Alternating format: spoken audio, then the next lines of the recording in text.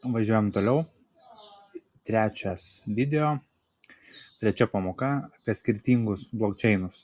Jų yra daugybė įvairiausių, bet noriu papasakoti, kaip tai veikia, kas per principas, gal daugumai bus ne nauja informacija, bet tie, kurie pirmą kartą girdi, pabandysiu kuo aiškiau paaiškinti visą šitą procesą. Tai skirtingi blockchainai paprasčiausiai yra tinklai, ant kurių yra bildinami skirtingos aplikacijos, vadinami DAppsai. Ir tų chainų yra belekiek, aš kalbėsiu apie pagrindinius ir tuos, kuriuos pats naudoju. Tai kaip pavyzdys, turbūt pagrindinis Layer 1 yra Ethereumas ir ERC20 tinklas. Tai yra vienas iš pagrindinių universalios paskirties blockchainų. Tai yra iš esmės bet koks DAppsas gali būti kuriamas ant Ethereumo, bet priežastis, dėl ko dauguma devų keičia įvairiausius chainus, bildina ant kitų chainų ir panašiai, tai yra paprasčiausiai scalability problema ant pačio Ethereumo, ant ERC20 tinklo, bildinti yra beprotiškai brangu ir operuoti ant pačio chaino irgi yra žiauriai brangu. Tai bet kaip chainas, tai yra pagrindinis Layer 1, ant kurio viskas vyksta, vyko ir vyks, bet yra daugybė atšakų, kurie yra labiau populiarūs, kartais vieni chainai populiarėja labiau, kartais kiti ir panašiai, bet Ethereumas vis tiek toks lieka kaip tėvų, sakykime, kai Bitcoinas yra kripto tėvas, pavadinkim, tai taip pat Ethereumas yra visų DAppsų ir viso DeFi ekosistemos tėvas irgi. Naudoja smart kontraktus, tai yra programos, kurios veikia automatiškai, paremtos nesulaužiamom taisyklėm ir mokėjimų valiuta fees yra pats Etheris. Tai reiškia, už kiekvieną pavedimą moki per Etherį ir mokant per ERC20 tinklą, per patį Ethereumą, tie fees yra nežmoniški. Kartais būna pigesni, kartais brangesni, bet yra buvę įvykių, kada man reikėjo pervesti ten, sakykime, $1000 vertės Etherio ar bet kokį tokeną ant Etherio ir fees tam pavedimui būdavo ir $400 ir $500. Ir tu neturi kur dėtis, nes tau reikia čia ir dabar pervesti. Tai gaunasi, tik pavedimas kainuoja $400 ar $500 ir nesvarbu, kiek tu vesi. Gali vesti $5 ir pavedimas vis tiek tau kainuos $500. Aišku, tai būna nedažnai, kada Ethereumas labai hot, viskas ten juda aktyviai ir panašiai, tada šitas yra aktualiau, bet šiaip net ir vidurkis Etherio visada būna kažkiek tais $1 už pavedimą, kai visi kiti chainai, tiek Ethereumo Layer 2, tai yra Ethereumo atšakos, tiek visiškai kiti nepriklausomi chainai yra praktiškai for free. Ten kainuoja centus arba 0,000 cento dalis. Tada esmė dar, ką reikėtų žinoti, yra EVM'as. EVM'as yra Ethereum Virtual Machine. Tai yra, pavadinkim, protas, kuris vykdo smart kontraktus ant pačio Etherio tinklo. Ir jei kitas blockchainas palaiko EVM'ą, reiškia, jis yra suderinamas su pačiu Etheriu. Tai reiškia, kad visos Ethereumo programos, DAppsai, kitaip sakant, decentralized applications, gali būti perkeltos į tą blockchainą taip pat. Tai Ethereumo Layer 2, tai vienas iš elementų, ko reiktų nemaišyti. Pats Etheris yra Layer 1, bet po Etheriu, arba virš Etherio galima sakyti, yra Layer 2, tai yra Ethereumo atšakos, tokios kaip Arbitrum, Optimism, Base ir panašiai. Ir jie yra skirti tam, kad sumažintų pavedimų kainas, nes ant pačio Etherio bildinti yra beprotiškai brangu, dėl to kuriasi visos šitos atšakos ir jų pavedimai yra gerokai pigesni ir pagreitintų veikimą, nes anksčiau, kol nebūdavo Layer 2 tokie populiarūs, pats Etheris, tu kartais pavedimas užtrukdavo valandom, netgi yra buvę atveju ir dienom. Tai toksai, kol mineriai sustiguodavo viską, suveikdavo, kol validuodavo transakcijas, galėdavo laukti ilgai. Dabar, kai viskas yra ant POS-o ir viskas yra per Layer 2, viskas veikia daug greičiau ir patogiau, bet vis tiek pats Etheris ERC20 lieka pakankamai brangiu tinklu operuoti. Tai Layer 2 veikia kaip greitas šalutinis kelias, sakykim, o galutinis rezultatas yra vis tiek registruojamas pačiame eteryje. Tai visi Layer 2 yra dažnai naudojami ant DeFi'aus, nes fees yra vos keli centai. Taigi pavyzdys, aš galiu turėti tą patį assetą, kaip, tarkim, eterį ant skirtingų chainų. Ir skirtingi DeFi'aus protokolai turi skirtingus poolus ir skirtingus protokolus ant skirtingų chainų. Tai gali būti lygiai tas pats assetas, tarkim, tas pats eteris, bet aš galiu operuoti eteriu ant skirtingų chainų. Ant pačio eterio, ant Arbitrum, ant Base'o, ant Optimism, ant ZK5 ir ant Polygon ir panašiai. Ant visų skirtingų chainų. Aš galiu turėti tą patį eterį. Ir gaunasi, kad kalbant apie DeFi'aus poolus, tarkim, DeFi'aus poolas ETH-USDC yra toks pat ant visų Ethereum Layer 2, bet kiek pinigų į jį įdėta ir koks jo aktyvumas skiriasi. Reiškia, kartais gali būti taip, kad ant Arbitrum chaino eteris su USDC poolu mokės vienokias palūkanas, o ant Optimism arba Avalanche arba Base'o mokės visai kitokias. Ir tu nors ir turi tą patį assetą, bet tu operuoji skirtingam chain'e. Tai šitą dalyką reikia irgi tiesiog pagauti. Ir kai eisim po to į detalės, rodysiu, kaip kurti portfelį, kaip viskas veikia ir panašiai, viską pamatysit ir suprasit. Tada yra, tarkim, Solana, kas yra visiškai atskiras chainas, tai jisai veikia ne įvėjimo pagrindu, reiškia, Ethereum smart kontraktai čia neveikia. Jis yra labai greitas ir pigus, 1000 transakcijų per sekundę, mažiau nei centas už vieną transakciją ir panašiai, ir naudoja gan unikalų mechanizmą Proof of History kartu su Proof of Stake. Tu gali steikinti Solana, bet tai nereiškia, kad jinai validuoja transakcijas ir panašiai. Nelendami detalės, nereikalinga žinoti. Reikalinga žinoti, kad visi fees yra mokami Sol tokenų. Reiškia, jeigu tu turi kaip pavyzdys USDC ant Solanos savo wallet'e, tu negali pervesti USDC į kitą walletą arba į protokolą arba kažkur kitur, neturint pačios Solanos, nes kiekvienas pavedimas yra mokamas fee. Ir tas fee, nors ir kainuoja centą ir mažiau, vis tiek jisai yra mokamas per Solaną.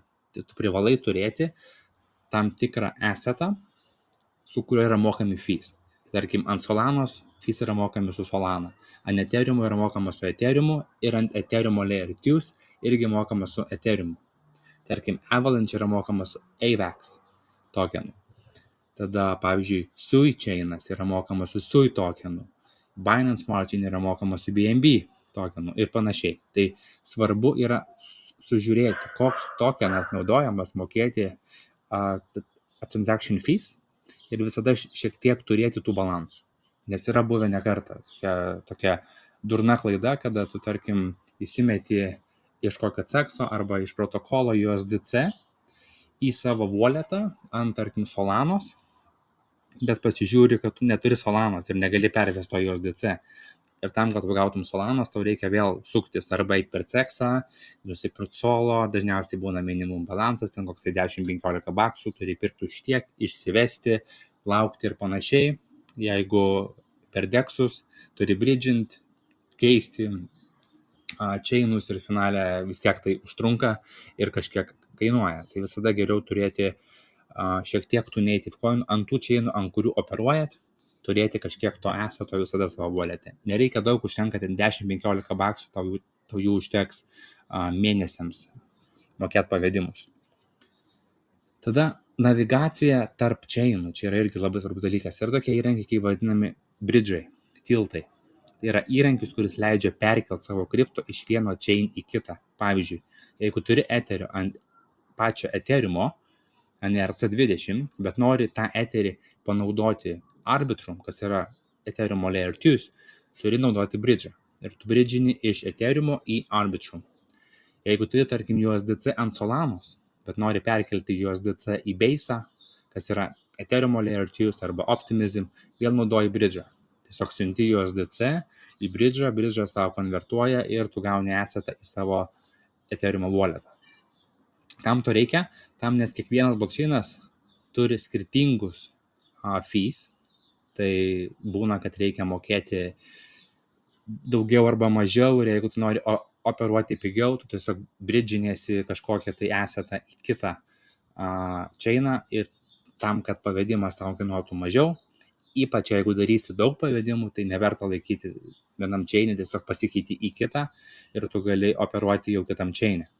Taip pat skirtingi protokolai ir skirtingos grąžos galimybės. Tai yra, jeigu tu operuosi vienam chain'e, tarkim tik Solanoj, tu ir būsi limituotas tik ties tom, ką Solana siūlo. Bet tarkim, Sui chainas gali tau siūlyti gerokai didesnius pūlo grąžas arba lendingo palūkanas ir panašiai ant to pačio eseto, tarkim USDC.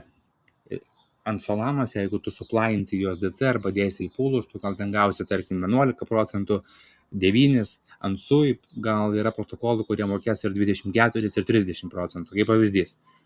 Tai tu tiesiog pramisini galimybės, nenaudodamas bridžų ir nekeisdamas esetų per skirtingus chainus.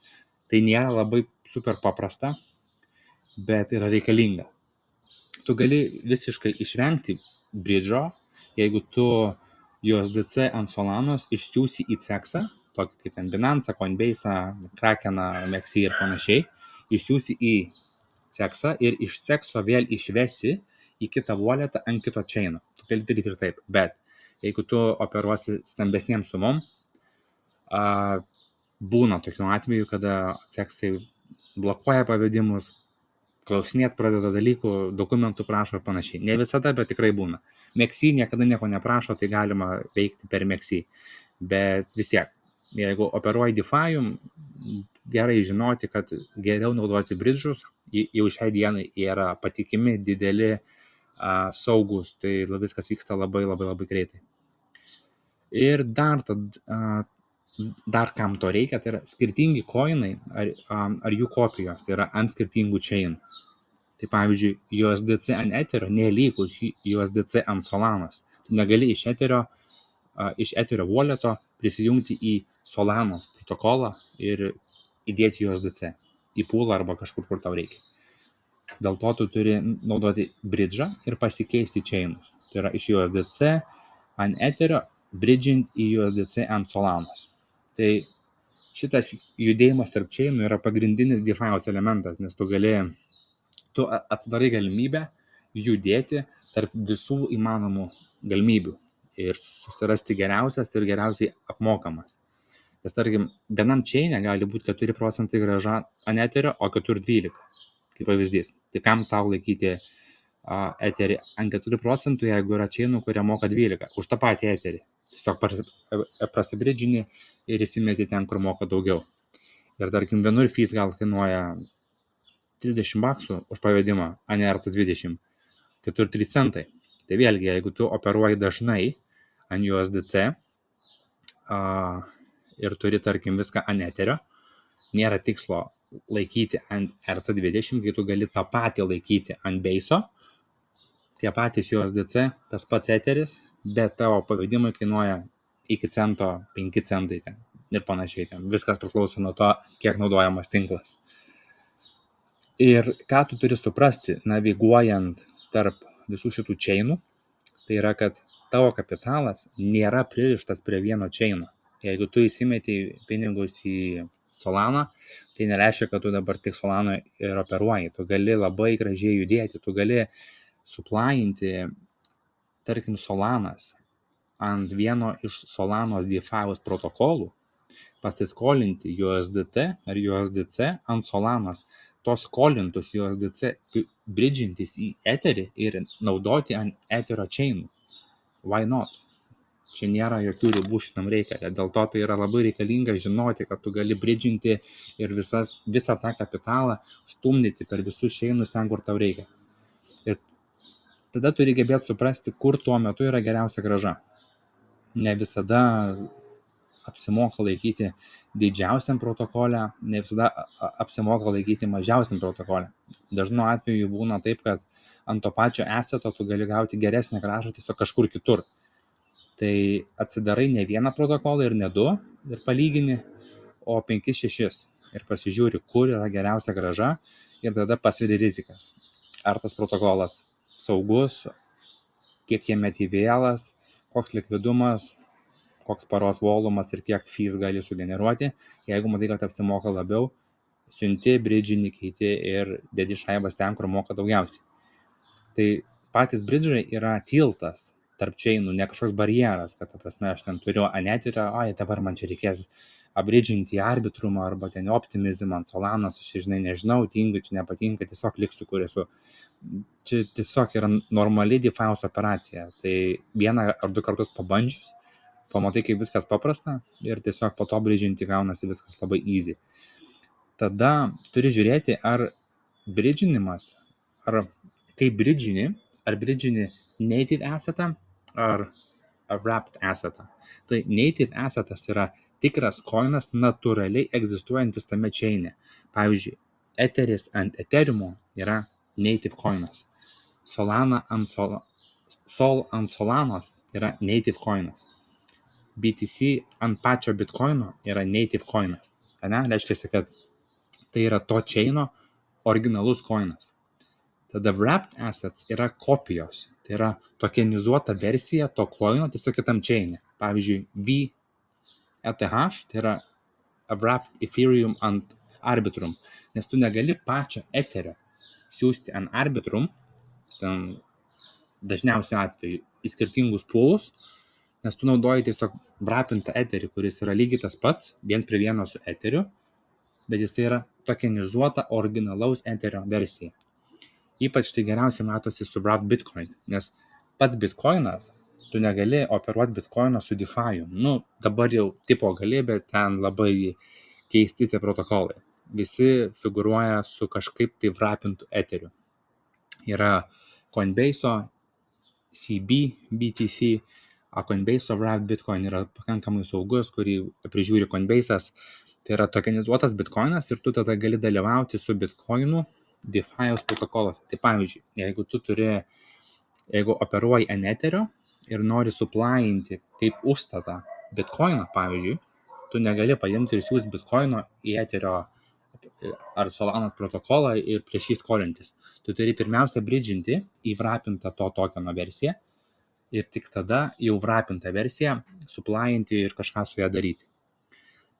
Tada, tarkim, USDC.E yra vėlgi abridžintas USDC ant Sonico chaino ir taip toliau ir panašiai. Kartais yra taip, kad, tarkim, USDC yra įsileidę savo oficialų tokeną tiek ant Base'o, tiek ant Solanos, ant Etherio ir panašiai. Tai tau nereikia nieko bridžinti. Turi USDC, jį gali vesti tarp skirtingų chainų, ypač iš seksų ir panašiai. Jeigu turi USDC ant Base'o ir nori tą patį perkelt ant Solanos, gali bridžinti iš USDC į USDC. Nieko wrappinti nereikia. Bet dažniausiai patys bridžai viską sužiūri ir viską parašo, kur ir ką ir kaip tu bridžini. Ant ko aš operuoju pagrinde visam DeFi'aus portfolio, tai yra Solana, Ethereum Layer 2 tokie kaip Base'as, Avalanche ir Arbitrum. Šiaip dar Avalanche toksai nepilnai Ethereum Layer 2, toksai sausau, bet ten irgi visai yra galimybių ir visai jisai juda. Ir Sui chainas dabar populiarėja, hypinasi, nerealios galimybės, patinka ir kaip jie dirba, ir ką dirba, ir dėl ko dirba. Ir tikrai DeFi'us irgi labai aktyvus.